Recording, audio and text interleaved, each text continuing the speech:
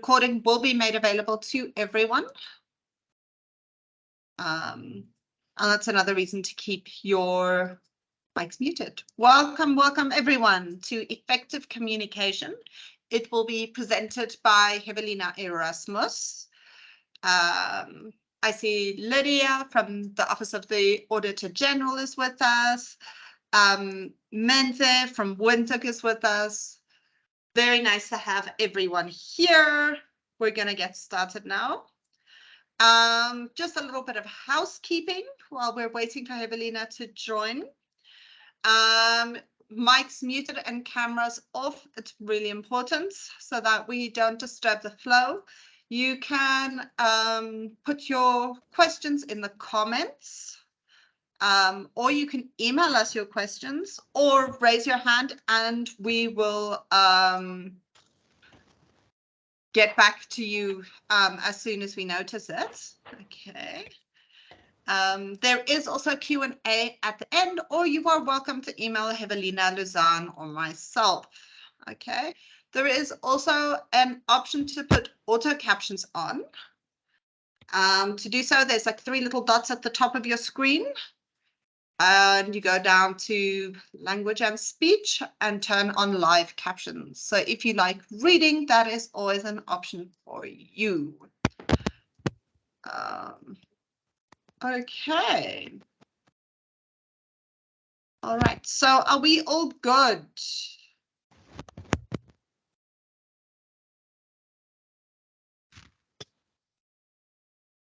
So,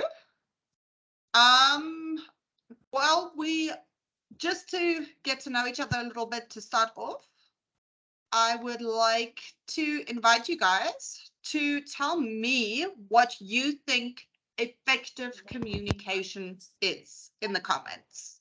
So if you guys can all type in the comments what you think effective communication is. What does it actually entail?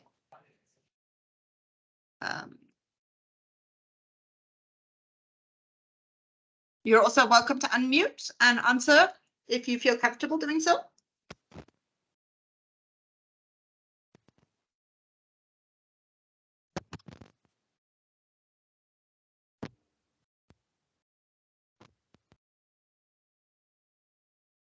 Are you guys there? We love interactivity in our training sessions. So it's really, really important for us that you get involved, you talk to us. Yeah, so please tell us what you think effective communication is.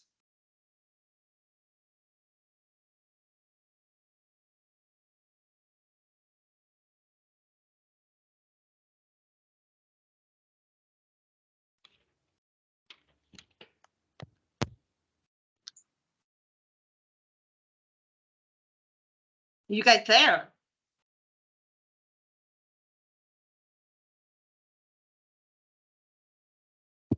Nalau says effective communication is when the objective of the communication and the desired end results from the engagement have been achieved. I like that. I love goal orientation, anything. So that's a really cool definition, Nalau. Okay, anyone else want to share?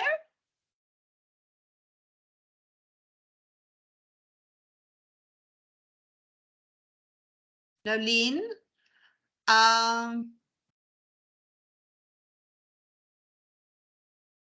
She would say to have a positive result at the end, meaning to have a mutual agreement or understanding. Oh, I like that one too, Nolene. And Lydia, it involves listening and being able to understand when speaking. I love the simplicity of that. Okay. Going back to basics. Rachia, when the message is received and understood with clarity and purpose. Oh, my favorite, the why. The purpose of everything should always be really important when sending a message and receiving it.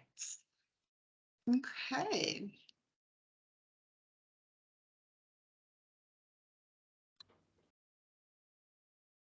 All right, so I'm going to hand over to Hevelina.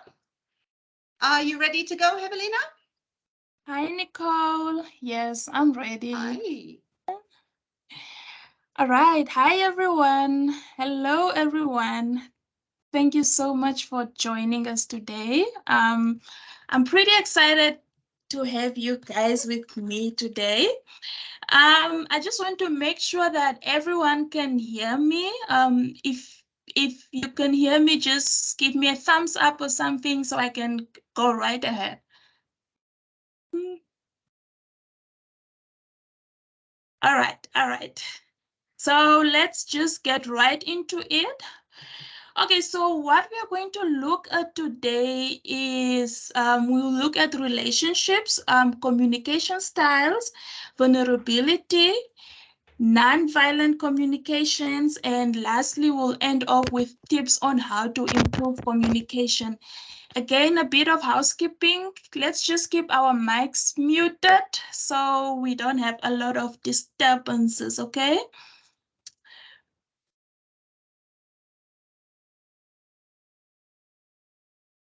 Just wait.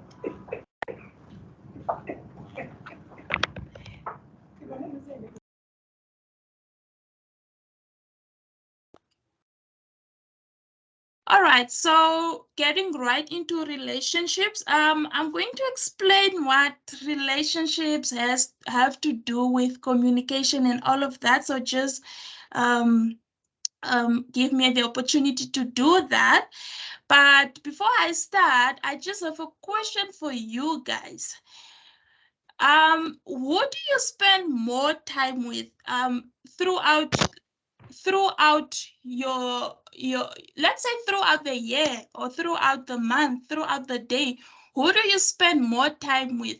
Would you say it's your colleagues, or would you say rather it's your family? So just in the comment section, can you just type for me, who do you think or who do you believe you spend more time with?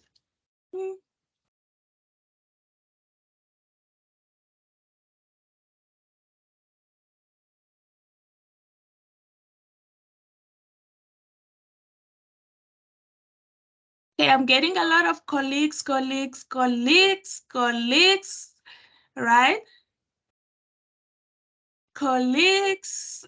Okay, so we can pretty sum up that we spend a lot of our time with our colleagues. I see a few family here and there, but I'll say the majority is colleagues, right? Okay, I have another question for you guys.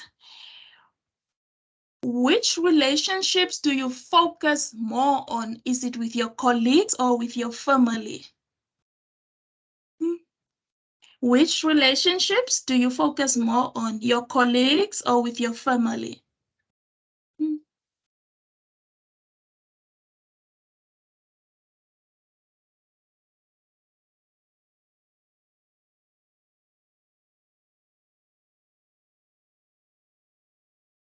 Okay, I'm getting family. So would we say we spend more time focusing on our building relationships or with our families?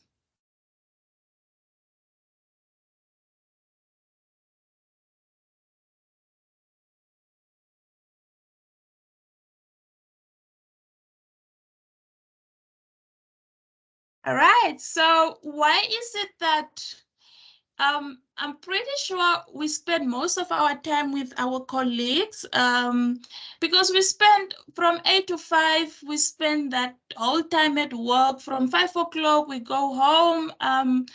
We spend a little time with our family because from after that, we go to bed, and we only have a few hours in a day to spend with our families. So we can sum up that we do spend a lot of times with our colleagues, okay? In the comment section, someone says that I think we care more about family relationships, which is very true. We do care a lot about our family relationship, which is understandable, right? It's family. But why is it that we spend so much time building our personal relationships and so little working on our business relationships, on our relationships with our colleagues? Because mind you, we do spend a lot of time with our colleagues, but I'm pretty sure some of you also had this before, whereby people make comments as to, I'm just here to make money, I'm not here to make friends, I'm just here to get my salary and all of that, you know. But the question here is, why are we so guarded at work? Is this good for fostering trust? Why are we so guarded if we spend, if I believe for the most part of your life, you're going to spend a lot of times with your colleagues, right? Why are we then so guarded to build relationships with them, to build positive relationships with them, right? If you look at the psychology of attachment styles, there is a big difference between secure relationship in the workplace and at home. And we are going to look at this now.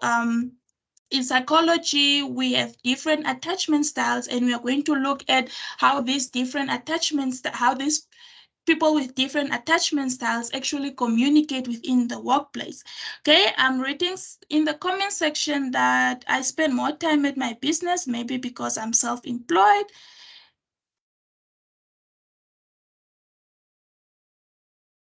Because I'm self-employed by someone else.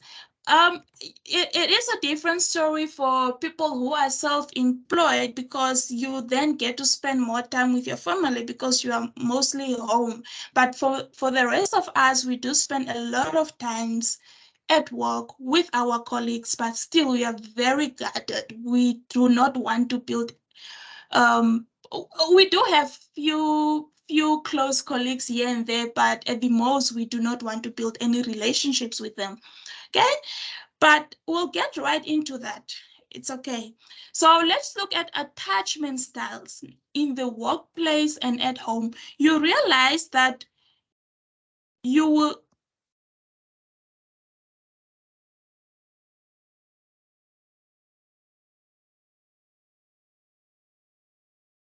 sorry, so you realize that you will be part, if not of one of the 4 attachment styles, right? So the first attachment style is the avoidant, right? So avoidant people tend to have a hard time knowing their feelings or even that they have them, okay? Those people, they feel uncomfortable with closeness, approaches emotions with reason and logic, and they do not know how to deal with conflict, right? And they do not have any attachment needs, okay? And then the next attachment style is the anxious attachment style. These people, they fear rejection and abandonment. They need reassurance, and they do not trust it when they receive it.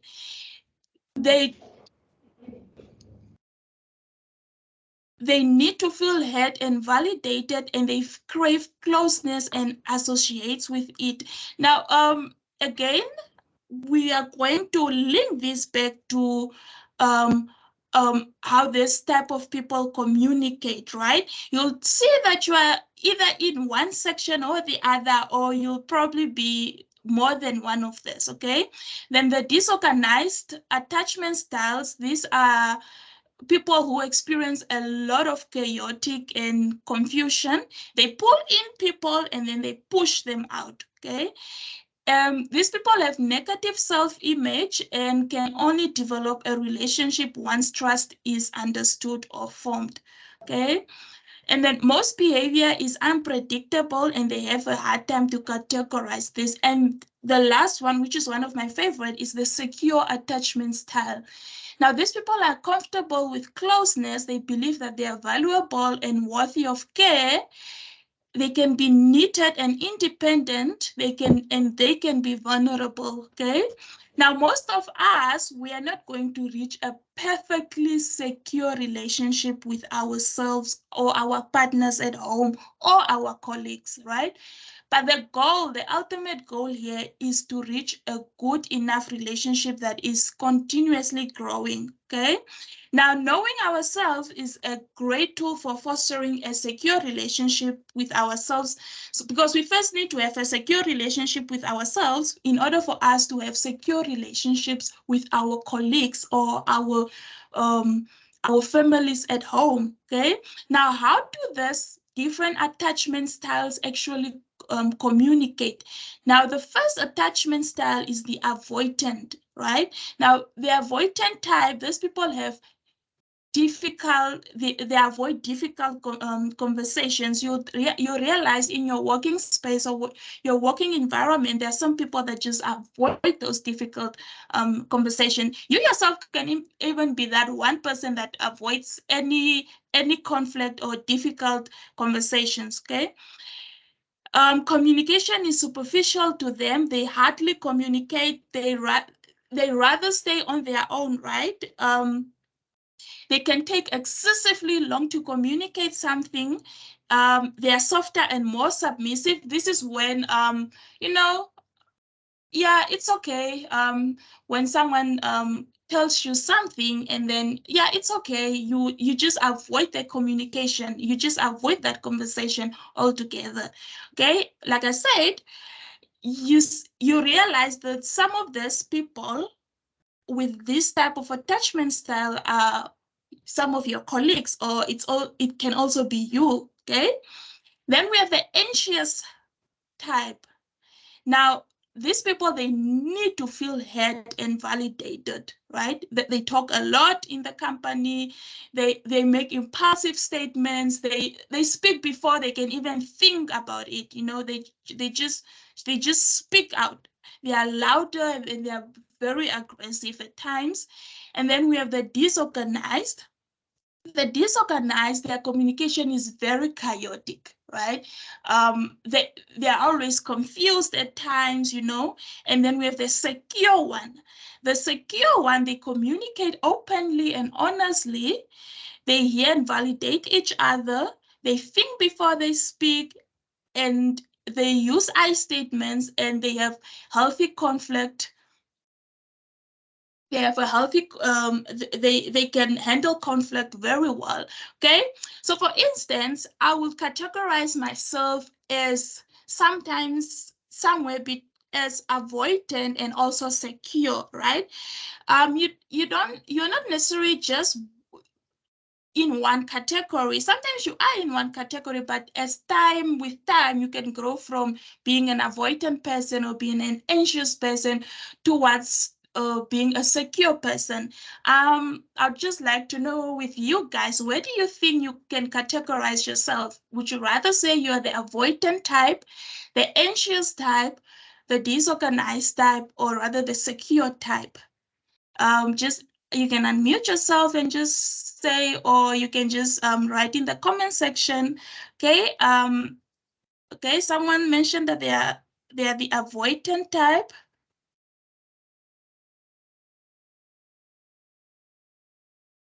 Okay. Secure. Ooh, that's a good one. And most of us are not yet there, but we are all working to get there. But some of us are already there. The secure type, this is a great one. So it's good that most of you have the secure attachment style, because that is the most healthy and progressive attachment. Okay, a mixture of avoidant and anxious. A combination of avoidant and anxious, but also working on it, which is good. So the goal here is to work towards getting to a secure attachment style. Okay, a combination of avoidant and avoidant. We have avoidant. We have a lot of avoidance. So we are all avoiding difficult conversations and avoiding conflict and so on.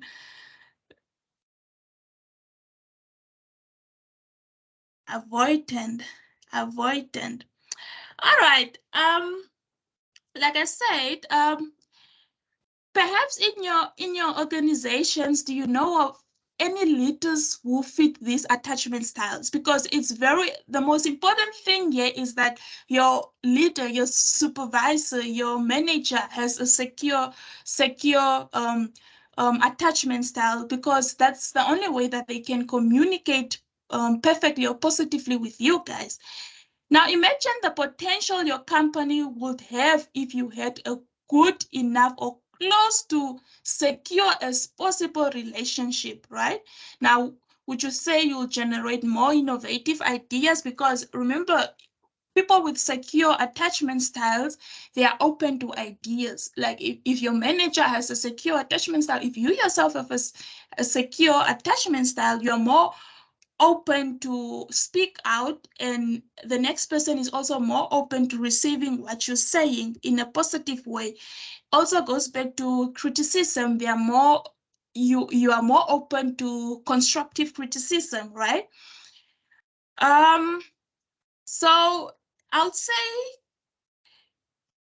if we had a good enough or close to as secure as possible relationship, then we'll generate more innovative ideas. Your team members will feel safer and more satisfied, and they will be more inclined to be honest. Okay.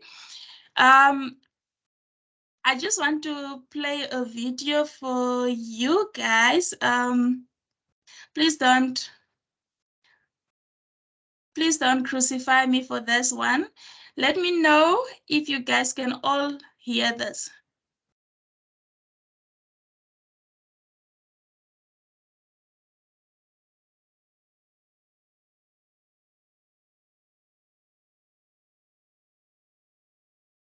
I'm going to play it again.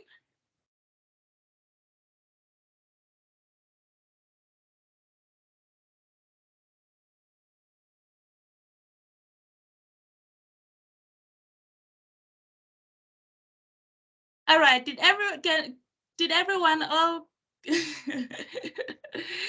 all right, so I'm pretty sure there are times where you just want to unleash and throw out that professionalism, right?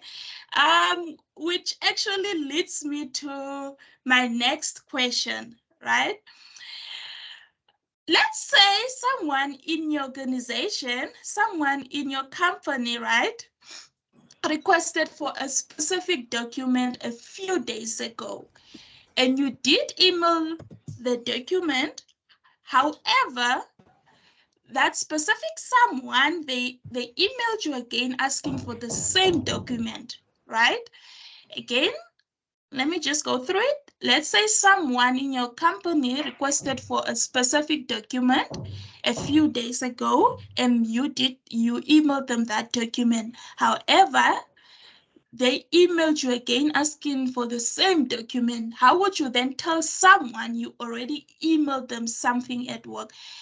Just write in the comment section. I'd just like to see your email etiquette, right?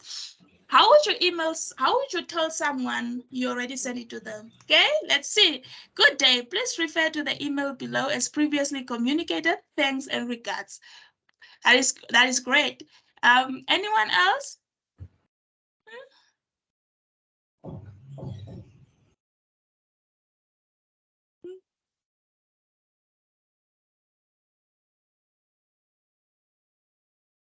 Good day.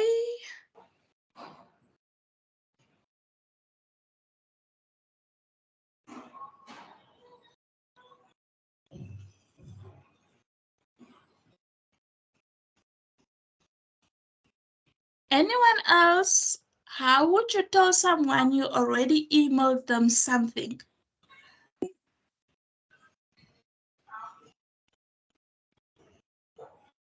I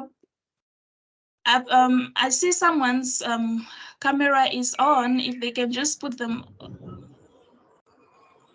off and then mute their mic. Okay, Nelao from Agra says, if they make the request in a new email, I will reply to their request by attaching the email I previously sent and say, good day, please see attached as requested. I mean, most of us will do that. good day. I thought I shared that below yesterday. Please find attached. Most of us will do that. Most of us will. Ooh, sorry, I'm getting a lot of noise on my side.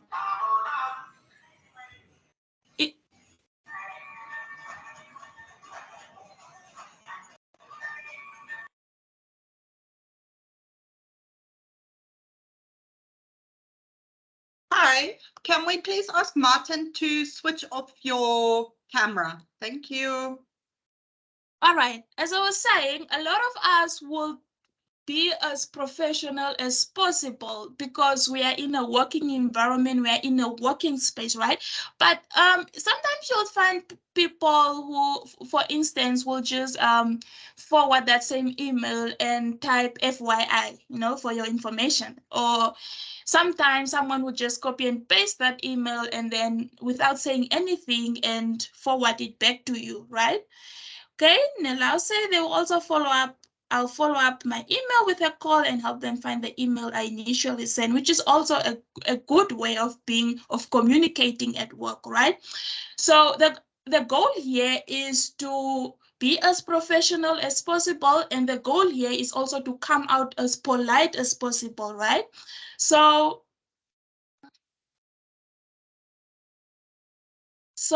how you communicate with someone matters.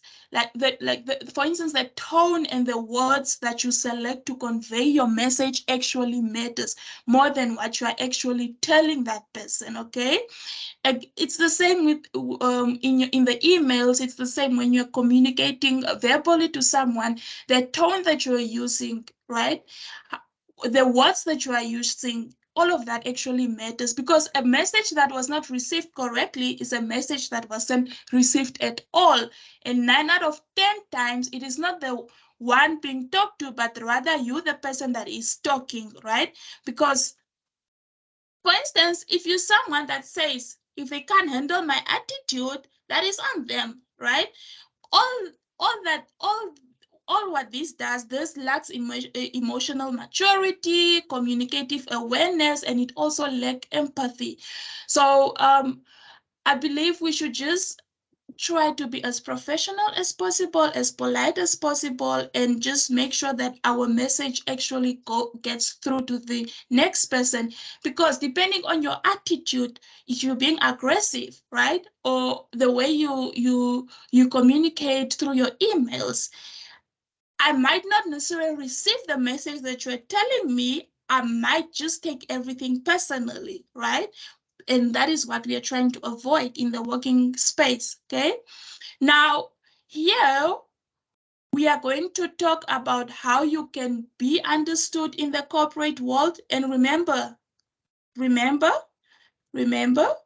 good communication is not the ability to speak, it's the ability to be understood, okay? So there are 4 types of communication styles that I'm going to show you how to adapt. I'm going to show you how to adapt your communication style, your communication for each style, okay? So that people don't just hear you, but they actually listen to you, okay? So to demonstrate how you change what you're saying, let's say I want to tell you, or I want to tell someone an idea. Let's say I want to tell someone an idea, okay? So looking at these 4 types of communicator styles, we have the analytical, we have the big picture, we have the process person, and then we have the emotional person.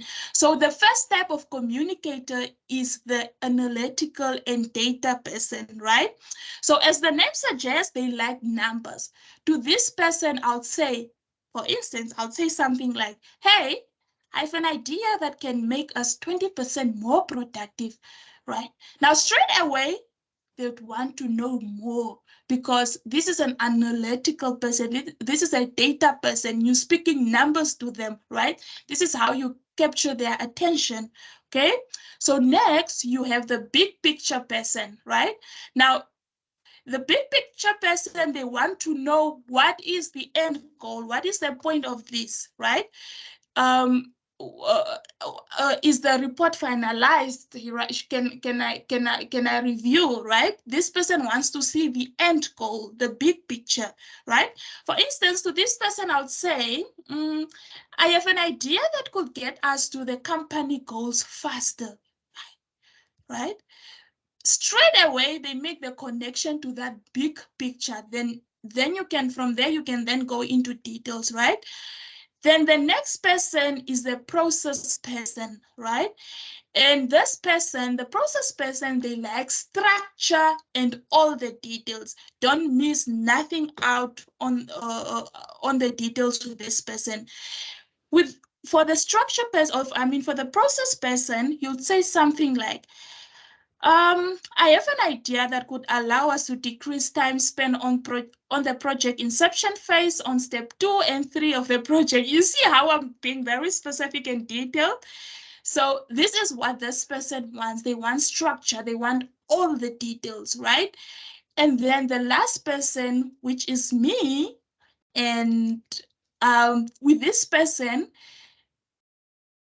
this is an emotional person, right? This person cares about the feelings and the emotions of others. So to this person, you could say, I have an idea that could really make people feel heard. For instance, I have an idea that could really make people feel heard, and I think that it will increase engagement. And that's how we do it, you know? That's how you communicate with people from different communicator styles, right? Now, a question that I know that you might be asking yourself is, how do I know, or how do you know what communication style someone has, right? So the answer here is quite simple. You just need to listen. You just listen to what people talk about. You just listen to what they mostly talk about and what they first talk about, right? For instance, an analytical person will always talk about the numbers first and so on. And then the emotional person will always talk about feelings first. Then you simply just mirror their style, okay? So again, in the comment section, would you say you're an analytical or data person, a big picture person, a process person, or an emotional person? I'd say I'm an emotional person. But I know a lot in my company, I know a lot of process people. A lot of them are process people and a lot of management, big picture people. So my question is, would you say you are an analytical data person, a big picture person, a process person, or an emotional person? I'm giving you guys 2 minutes to type in the comment section, or you can just unmute yourself.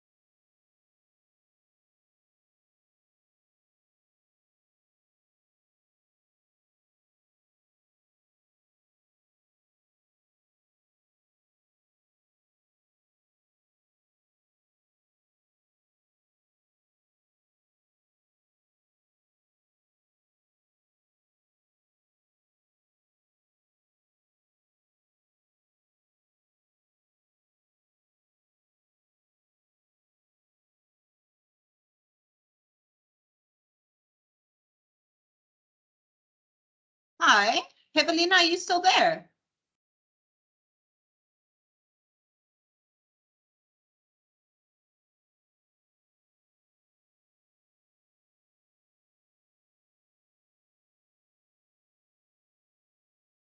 Hi, sorry.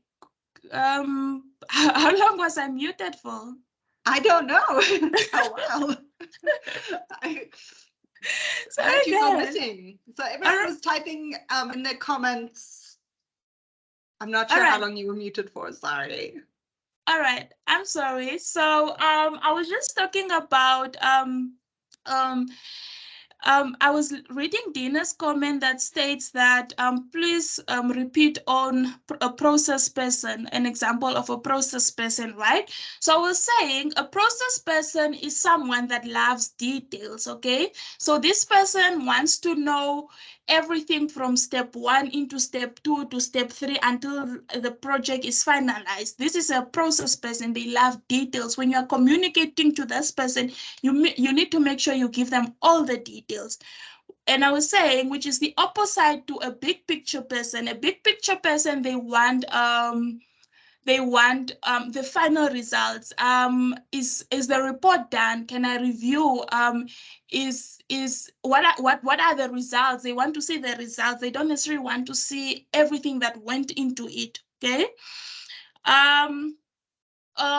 For instance, I know my one of my managers, they're the big picture person. All he wants is the final results. All he wants is to review our reports, right? But I know of someone who's a process person who wants to know if all the processes are done right from step 1 to 2, the funding is correct, the everything is aligning with one another until the entire thing is finalized. That's a process person. Okay.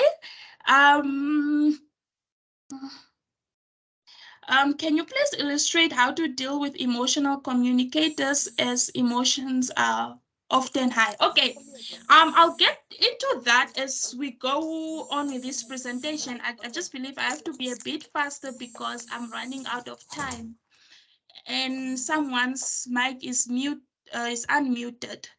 Okay, let's quickly speak about vulnerability. So vulnerability, according to the Oxford Dictionary, is the quality or state of being exposed to the possibility of being attacked or harmed, either physically or emotionally, right? I'm just quickly gonna run through this, right? So we've all heard of the speak up culture, right? You know, whereby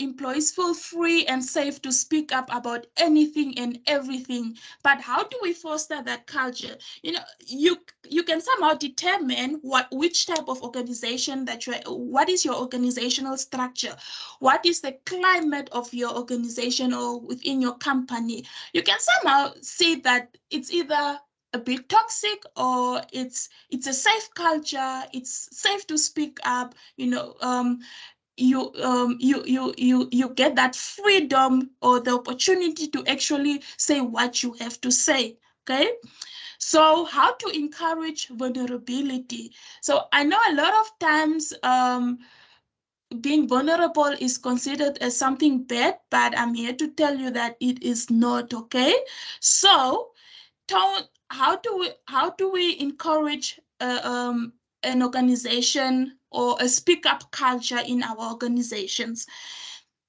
Okay, let's quickly look. Tone sets the tone, your tone again, which is very important. Your tone sets the standard, right? We mirror the tone of others, your facial expression, the language they use, the body language, the tone of voice, and so on and so forth, right? And also, encouraging vulnerability means setting up a human-centric tone at the beginning of the conversation, right? So setting up a human-centric tone at the beginning of the conversation will increase the chances of the conversation actually staying there, right? A human-centric workplace is one that revolves around its people. Human-centric is basically just people. Your organization is more focused on its people, on its employees, right? Leadership is focused on its employees as much as they are also focused on productivity as well. Okay, so how can we foster this? In order to foster this, we need a human-centric workplace. Okay, we also need to take accountability, right? Take responsibility. Okay, so from the CEO to the cleaner to the manager, all too often you see people in leadership positions shifting blames, and let's stop doing this. If you make a mistake, face up to it. Do not judge others for making mistakes, rather judge them on how much they've grown from that mistake. Be open to feedback, right? Be accountable for your actions, be open to feedback. So this can be both in giving constructive criticism and also receiving constructive criticism, okay? Again, we are going to look at criticism next, but you'll see how it's very important that you are open to receiving constructive criticism, but it's also important that you differentiate between constructive criticisms and destructive criticisms, right? And then also value learning, right? So remember, lifelong learning is key to growth. So expand your knowledge on yourself, right?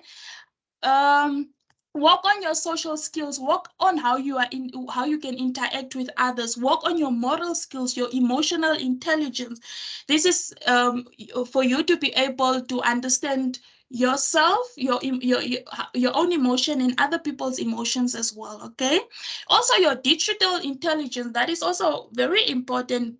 This actually teaches you how you can communicate on digital platforms in a much more professional and polite way. Okay, another one is safety in confrontation.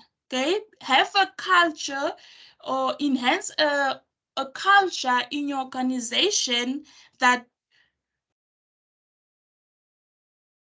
is safe and active and which is engaged, right? So even if you have to be confronted, it should be in a safe environment, right? So just enhance on such a culture. Okay, let us quickly look at constructive criticism and destructive criticism and what is the difference. Okay, so and I want us to actually be open to receive constructive criticism, and we should also be people that can give constructive criticism. Okay, let's quickly look at what's the difference. So constructive criticism is criticism given with a compassionate and helpful attitude, right? The goal here is not to just criticize the person, but also to give them an option to grow or to rather help them do better next time, okay? Main intention is to help a person to improve his work, right? And again, focus on shortcomings of the work or strengths and weaknesses of the creator. This is whereby when you are providing critics, when you are criticizing someone's work, focus on the work, on their work, not the person, but their work. Mention some of their strengths and also mention their weaknesses and how they can actually improve on that. Okay, offer them suggestions and tips to improve. Be specific, clear, and detailed. Shut.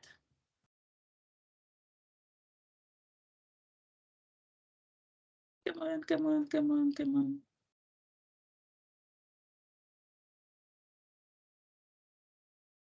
Shut.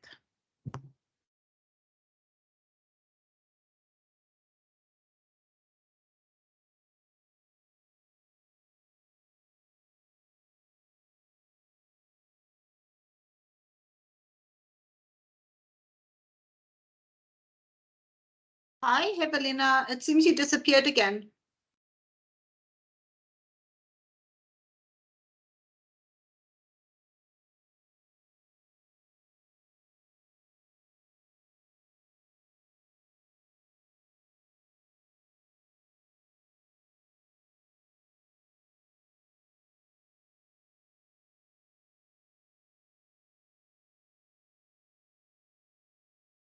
Evelina?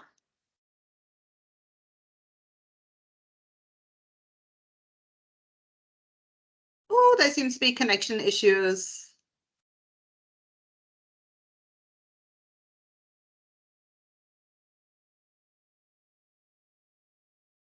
I hope it's not on. Oh my goodness, it is on my side. Sorry, team. Can you guys still see and hear?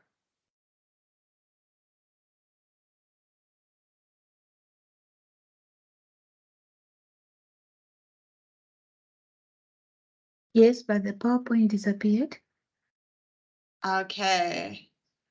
I think Evelina's having problems on her side. I see there's a question from Nadina. You have a question about the secure style, where the communicator thinks before they speak.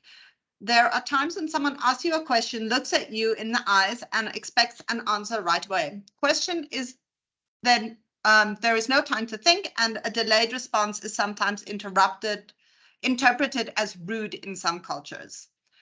So that's a difficult, especially when you're going with like traditional cultures and people expect you to respond immediately.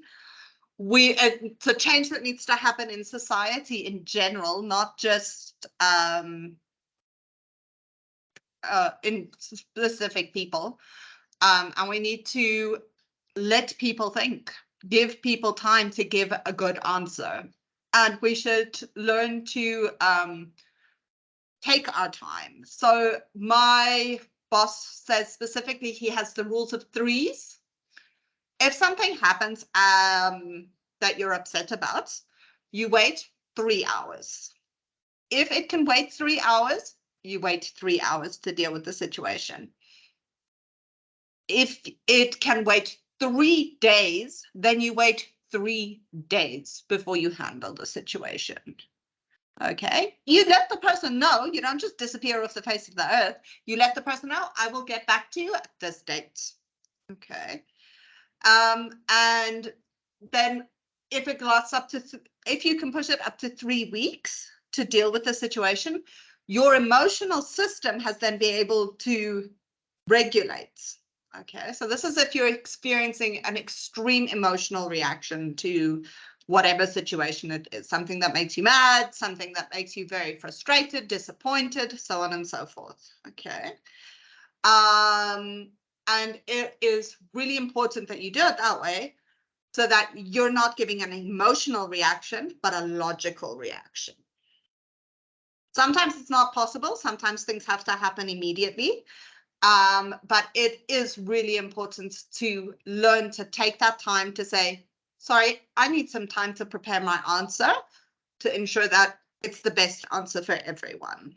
And we need to learn to adjust as a society. Yeah. Evelina, are you back? Yeah, thanks, Nicole. It's a pleasure. All right. So we're speaking about constructive criticism, and I also just want you guys to somehow see where you're fitting yourself. Do you generally give do you actually give constructive criticisms when you are criticizing someone's work? Okay. So again, if you're the one, if you're receiving if you're receiving criticism on your work, you should actually thank the critic and try to improve on your work, okay?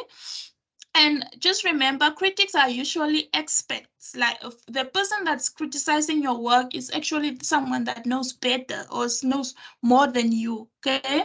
Now, how we differentiate between constructive criticism, let's look at destructive criticism. This is actually criticism that we should avoid. we should avoid giving it to people and also receiving these, right? So destructive criticism is criticism given with the intention to harm or insult someone, right? This is when you start getting personal with a person, mentioning personal things about the person instead of focusing on their work, okay? So the main intention here is to hurt and embarrass the creator. The main purpose here is not necessary to allow the person to grow or help them do better next time, but actually to embarrass this person, okay?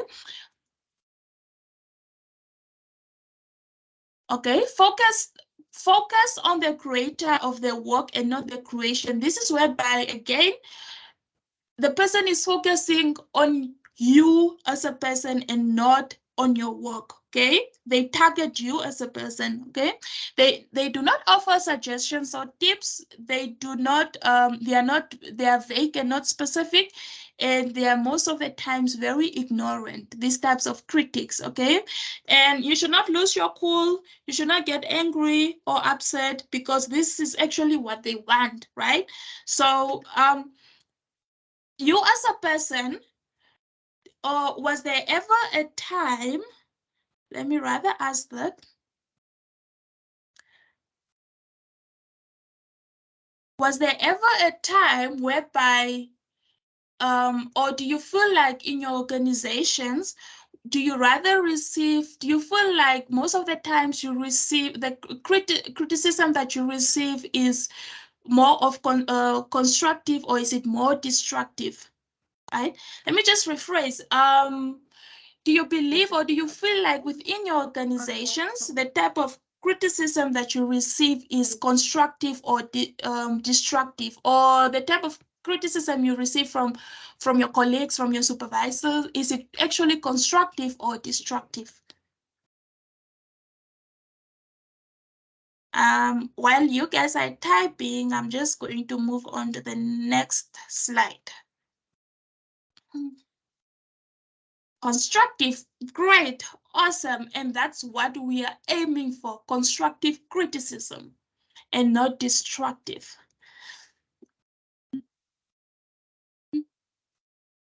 Anyone else?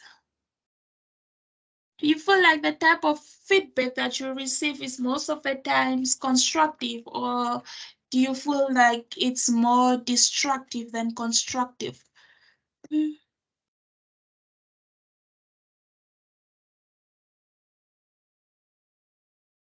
Mostly constructive, which is good, which is good. Again, on that same topic, do you feel like the type of feedback or criticism that you provide is more constructive, or have you now realized that the type of criticism that you provide is more of destructive criticism?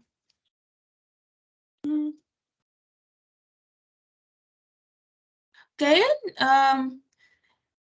Nelau is saying that mostly constructive. Sometimes the issue is how the message is delivered. Okay.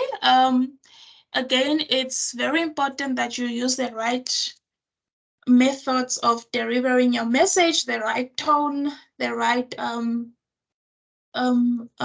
right wordings, and so on. Anyways, we are running out of time, so let's move on to nonviolent communication, right?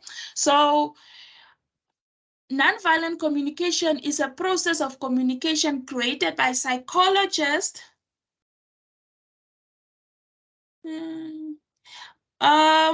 Esther is saying, hi, Evelina. Am I the only one who lost your communication? I can't hear you. I'm sorry, can everyone hear me? Hi, Evelina, I can still hear you. Okay, perhaps just give me a thumbs up if you can hear me. Esther, you can try and log out and log in again. Sometimes that helps. All right. So is it okay? Will you guys give me, let's say, 15 more minutes from your time, because we are supposed to end at 12, but can I take 15 more minutes of your time? If it's okay, just give me a thumbs up.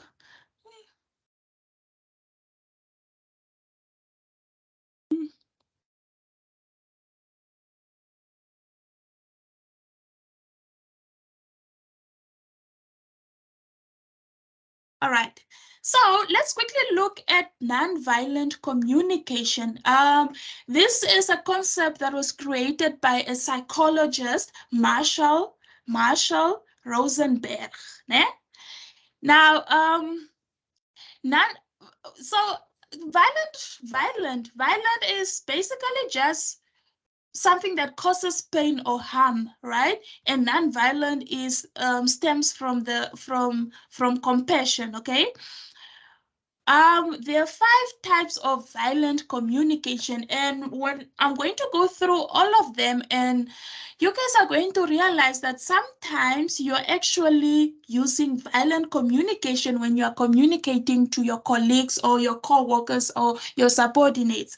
And sometimes you're also going to realize that sometimes this your supervisors, your colleagues, or people within your organizations are actually using violent communication towards you, right? So the first one is moralistic judgments, right? So this judgment stems from the belief that our values are good and anyone who doesn't share our values is wrong or bad.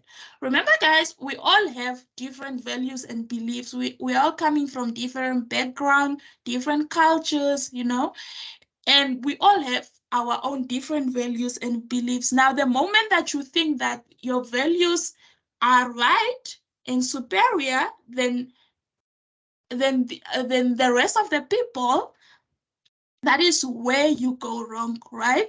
So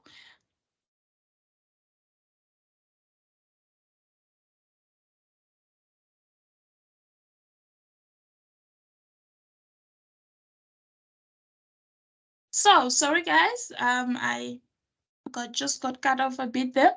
So moralistic judgments, this can take place in the form of blame, labels, insult, negative criticisms, or destructive criticisms, right? So moralistic judgments are different from value judgments, right? So value judgment expresses our beliefs about the world rather than the specific person, and moralistic value, we focus on that specific person or group. So for example, vi for example, violence is bad. Violence is bad is a value judgment, which is okay, right? And then moral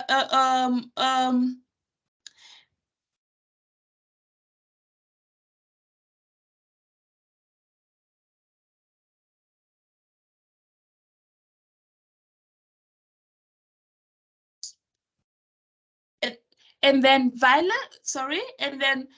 violent people are evil. Violent people are evil is a moralistic judgment, right? So making moralistic judgments of others is really a roundabout way of expressing our own values and needs. For example, if we label one political party as bad, that's a way of communicating that their values do not align with our own, okay? But unfortunately, when we express our values and needs through labels, it creates conflicts when we use labels, right? And it also further moves us away from getting our needs met, right? Now, the moment we label someone, we create distance between them and us. This is, if you start labeling people, this is whereby you create distance, and this is whereby conflict starts, right? Okay. An example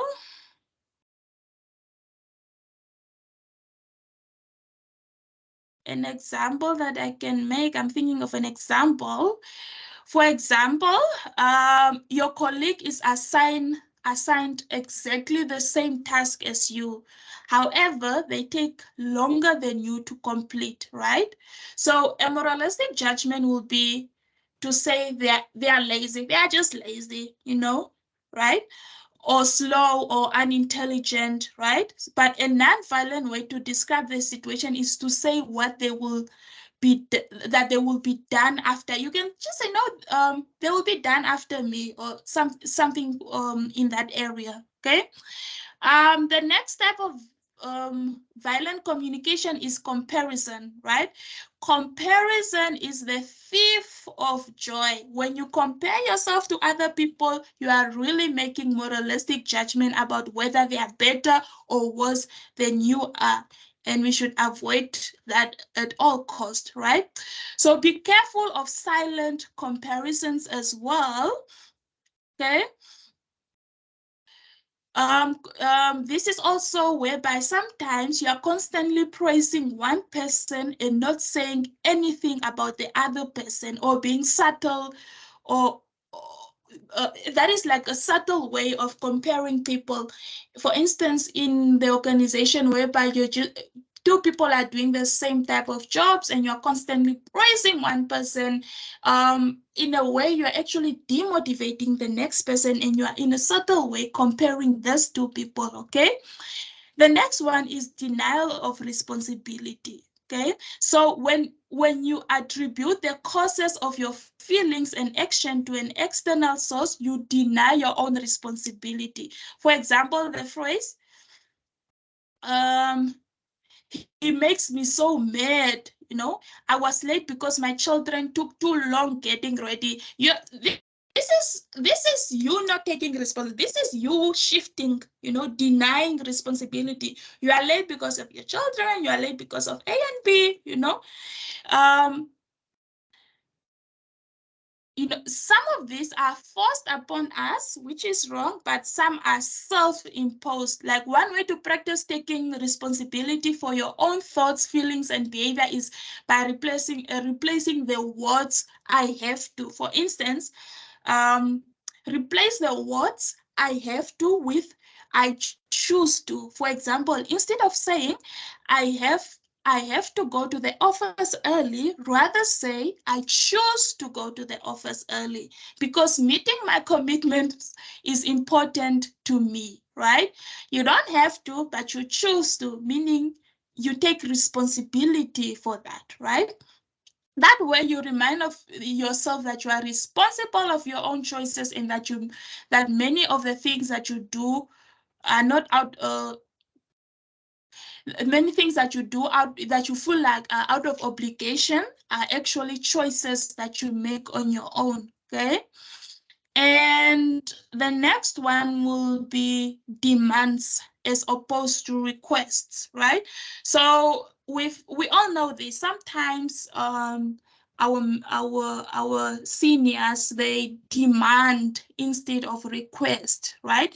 Expressing request, and they do it in a way that they are expressing requests, but they are actually demanding. For instance, when your supervisor says you will stay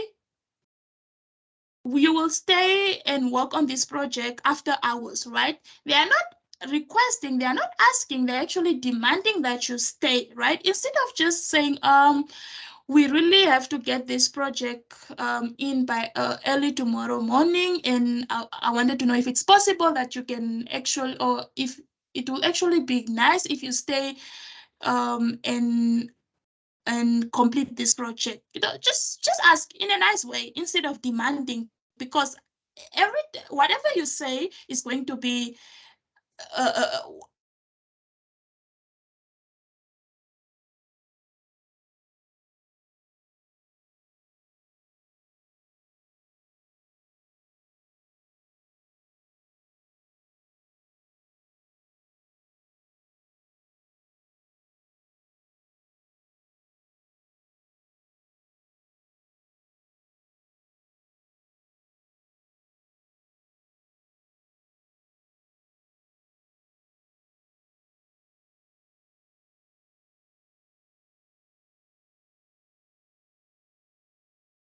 Hi, Evelina. You seem to be on mute again.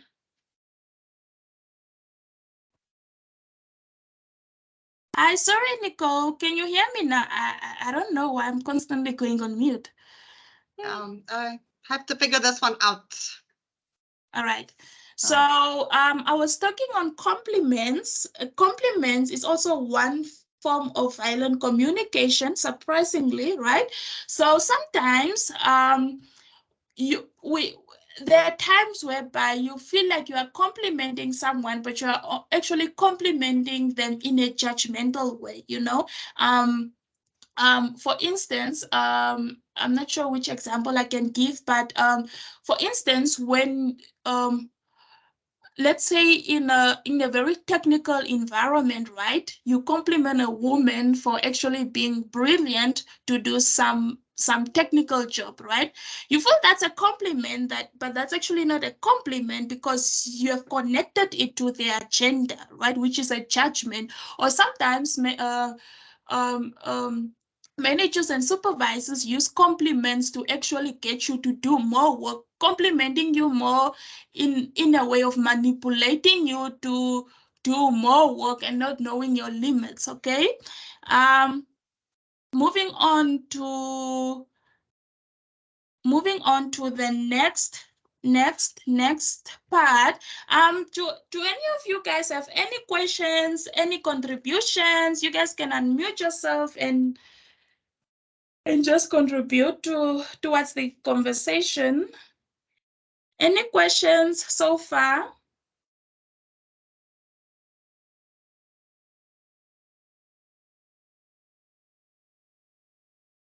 Are we all okay? Are we all fine? Are you guys there? Am I speaking to myself? All right, let's continue. I'm almost done. All right, so tips on how to improve communication. First one, choose the right communication method. It's very important that you choose the right communication method, right? So different situations call for different communication methods. For example, if you need to share a quick message with a colleague, email might not be the best option. Instead, use a messaging app, which is now WhatsApp. You can use WhatsApp or just text them or something, or you can talk to them in person, right? So similarly, if you need to discuss a complex project, it's better to have a face-to-face or a Teams meeting or a video conference rather than sending an email, okay? So it depends on what type of message you want to communicate with to the next person, okay? So for instance, one of my colleagues here, they had a thing with their manager whereby the manager confronted her in front of everyone about something they privately discussed about, right? And she wasn't happy about this, okay? So she came to me and asked me, would you rather, I'm actually not happy how my manager approached this. Would you rather I email him just stating my feelings, or would you rather I go to him and talk to him about it, right? So mind you, we are in a space where we all sit in the same somehow in the same room, right? So for me, it wasn't really, I don't think it was necessary for them to write them an email because the person is right there. You can just go to the person, especially when it's something very personal and you feel like it's very emotional. Rather go up to the person and speak to the person. And also the way how you speak to someone, try to also understand them. You know, I don't understand, just say something like, I don't understand how you approach this situation. Would you rather explain to me so I get where you are coming from, because this is how it made me feel. No, just phrase it in a certain way that it doesn't cause conflict. Okay, so second part is be clear and concise. Like when you are communicating, make sure your message is clear. 273. Make sure your message is clear and concise. Avoid using jargons. Tavi, njoo kaende kwa parking ga. Teopolina, we can all hear you. So again, type of effective communication, make sure that you can manage the platforms that you are using. That's why we should make sure we are muted, right?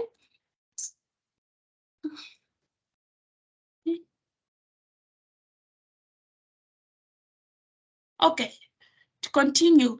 Be clear and concise when communicating. So make sure your message is clear and concise. Avoid using jargons. Avoid using acronyms.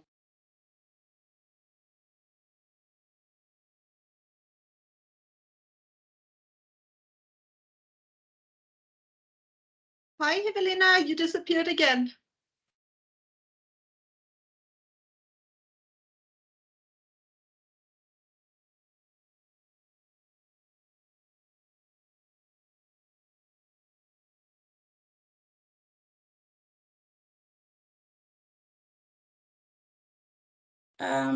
Nicole, can you hear me? Yes, you're back. Thank you. All right. So, for instance, like I was saying, be clear and concise. For instance, especially if new people join your team or new people join your organization, avoid using acronyms. I know we love acronyms. For instance, when I first moved to BDO, Nicole was like, Evelina, can you please download the TOR? Okay. So in my mind, I was like, what is a TOR, right? And I also don't want to ask because it might be something that I've studied and I just forgot, or something that I'm supposed to know, and I don't want to look bad with her. So I ended up Googling and getting a lot of different terms. I still ended up asking anyways. So what I'm trying to say is let's avoid using acronyms, especially if we have new people in our teams, right? And also technical terms. Some of the terms are just too technical and not everyone can understand them, okay? And also one thing, is the language, right? So my surname is Erasmus. I don't know why, but people assume that I'm Afrikaans speaking, right? So I get a lot of emails in Afrikaans, right? Now I have to Google translate the entire thing and it takes up so much time. So do not assume that the next person can speak your language, right? Unless you're 100% sure that they can speak your language, okay? So just avoid all of that, or somewhere in the middle, communication will be disrupted, okay? Another thing, for instance, here in South Africa, people speak a lot of their own language. They speak Zulu, right? So at work, everyone speaks Zulu. Everyone is speaking Zulu to me. They assume I can understand what they're saying. I don't understand, right? Anywhere I go, they speak Zulu to me. I ask any colleague, supervisor, someone, they always speaking Zulu to me, right? I'll even tell them I do not understand, and then they'll still say it in Zulu. What do you mean you do not understand? Right? So it's very difficult when people assume that you can understand the language. And I'm not so keen of mentioning that I'm a foreigner in South Africa for obvious reasons, but yeah, you guys get what I'm trying to say. Just stick to English. Stick to English if you're not sure what language the person can speak, okay? Another thing, and the next part is listen actively, right? So good communication is a two-way street. When someone is speaking, listen actively and try to understand their perspective. Don't interrupt or assume you know what they are going to say. Instead, ask questions and clarify any points that are unclear, okay? Provide feedback. Feedback is essential for improving communication. Let your colleagues know when they're doing a good job, and provide constructive, remember constructive, not destructive, criticisms when necessary. So this will just help them improve their communication skills and also build stronger relationships with your colleagues, okay? One of my favorite one, use empathy, be empathetic, right? So empathy is the ability to understand and share the feelings of others. Now, when communicating, try to put yourself in the other person's shoes, okay? Put yourself in the other person's shoes, right? And and see things from their perspectives. This will help you communicate more effectively and build stronger relationships, like I've mentioned earlier. Last one is use technology wisely. I mean, we have access to all technical platforms, technology. I mean, technology can be a great tool for communication, but it can also be a distraction. So just make sure you are using the technology wisely and not letting it get in the way of face-to-face communication or other important tasks. Okay, so this actually brings me to the end of my slides and also brings me to the end of my presentation.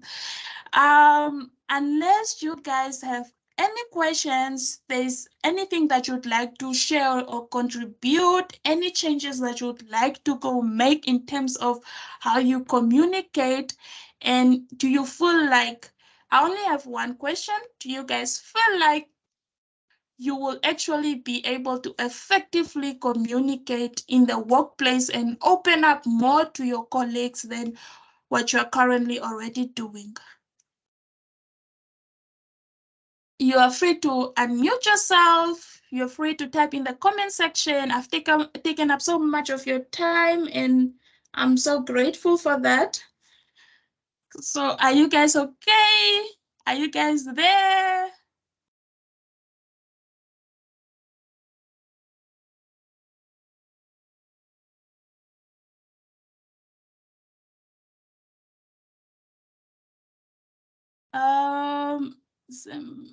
Kindly forward the spreadsheet via our email. Nicole? Hi. We can't send the slides via email, but we can gladly, we will upload the recording and send you a link to the recording so that you can share the video with someone. Unfortunately, we can't share our slides. All right. Thanks, Nicole. Are you guys there?